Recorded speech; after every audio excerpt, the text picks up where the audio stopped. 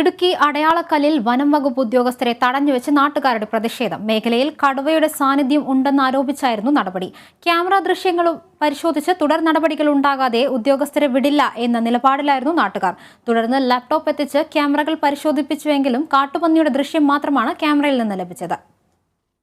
ഇരട്ടിയാർ ഗ്രാമപഞ്ചായത്തിലെ അടയാളക്കല്ല് മേഖലയിൽ ദിവസങ്ങളായി കടുവയുടെ സാന്നിധ്യമുണ്ടെന്നായിരുന്നു ആരോപണം. 2 കടുവകളെ പ്രദേശത്ത് കണ്ടതായി ദൃക്സാക്ഷി വനംവകുപ്പ് ഉദ്യോഗസ്ഥരെ അറിയിച്ചിരുന്നു. എന്നാൽ വനംവകുപ്പ് ഉദ്യോഗസ്ഥരെത്തി നിരീക്ഷണ ക്യാമറകൾ സ്ഥാപിച്ചെങ്കിലും ദിവസങ്ങൾ പിന്നിട്ടിട്ടും ക്യാമറയിലെ ദൃശ്യങ്ങൾ പരിശോധിക്കുന്നതിന് ഇവർ തയ്യാറായില്ല.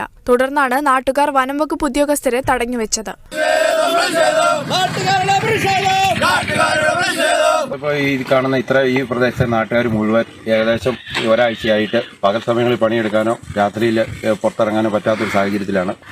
ഇപ്പോൾ ഇന്നലെ രാത്രിയിലും ഇവിടെ വന്യജീവിയുടെ അക്രമം സാന്നിധ്യം അറിയപ്പെട്ടിട്ടും ഇവർ യാതൊരുവിധ നടപടികളും എടുക്കാത്തതുകൊണ്ടും അധികാരികളുടെ ഇതിനു മേലിൽ ഒരു തുടർച്ചയായിട്ട് വരാനോ അല്ലെങ്കിൽ ഇതിനെക്കുറിച്ച് അന്വേഷിക്കാനോ തയ്യാറാവത്തോടും നാട്ടുകാർ ഇവിടെ ഞങ്ങൾ പോസ്റ്റ് വേണ്ടി ഇന്നിപ്പോൾ ഇവിടെ വന്നിട്ടുണ്ട്. കാഞ്ചിയാർ റേഞ്ച് ഓഫീസിൽ നിന്ന് വിദഗ്ധരെ എത്തിച്ച് ക്യാമറ പരിശോധിച്ച് റിപ്പോർട്ട് നൽകാമെന്ന് ഉദ്യോഗസ്ഥർ പറഞ്ഞെങ്കിലും നാട്ടുകാർ പ്രതിഷേധം തുടർന്നു. പ്രതിഷേധം ശക്തമായതോടെ ലാപ്ടോപ്പ് എത്തിച്ച് ക്യാമറകൾ പരിശോധിച്ചെങ്കിലും കാട്ടുപന്നിയുടെ ദൃശ്യങ്ങൾ മാത്രമാണ് ലഭിച്ചത്.